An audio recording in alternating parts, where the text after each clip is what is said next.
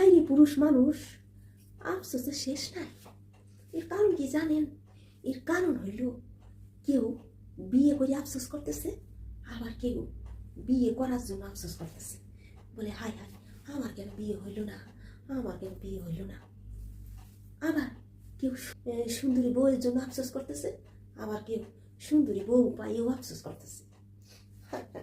আবার কেউ বিয়ে করার জন্য আফসোস করতেছে, আবার কেউ বিয়ে করিয়ে আনি আফসোস করতেছে যে কেন বিয়ে করলাম, আর ভালো লাগে না। আবার কি জানেন, কেউ অন্যের বউ দেখে আফসোস করতেছে, আবার কেউ নিজের বউ ভালো না তাই দেখে আফসোস করতেছে। এই যে পুরুষ মানুষের স্বভাব, এই স্বভাব জীবনেও যাবো না ভাই।